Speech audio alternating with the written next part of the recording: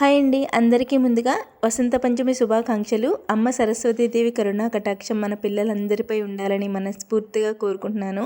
ఇంకా ఈరోజు శుక్రవారం కదా, యథావిధిగా చేసుకునే పనులన్నీ చేసేసుకొని ఇంకా లక్కోడికైతే లంచ్ బాక్స్ వండడానికి అన్నీ రెడీ చేసి పెట్టేసుకున్నాను.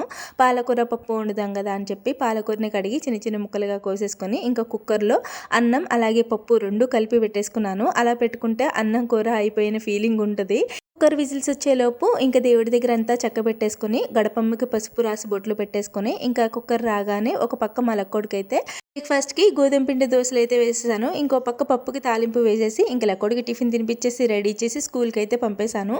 లక్కోడికి పప్పు అంటే చాలా ఇష్టం. లంచ్లోకి పప్పు అంటే ఎక్కడ లేని ఆనందం వచ్చేస్తుంది. పప్పు తాలింపు పెట్టేటప్పుడే అమ్మ టేస్ట్ చూస్తాను ఇవి అని చెప్పి చేతిలో వేయించుకుని సూపర్ ఉందమ్మా అంటుంది. ఇంకా లక్కోడు స్కూల్కి వెళ్ళగానే నేనైతే ఇంట్లో పూజ చేసేసుకున్నానండి. ఇంట్లో పూజ అయిపోయిన తర్వాత మా ఊరి అమ్మవారి గుడికి అయితే వెళ్తాను ప్రతి శుక్రవారం కూడా.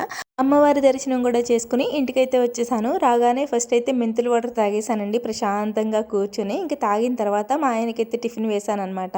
నేనైతే మొన్న మా వాడి కోసం చేసిన పల్లి చిక్కీ ఉంటే తిన్నాను. ఇంకా వేడివేడిగా కాఫీ పెట్టేసుకుని తాగేస్తే ఒక పని అయిపోతుంది. మీరైతే ప్లీజ్ వీడియోని లైక్ చేయండి. బాయ్.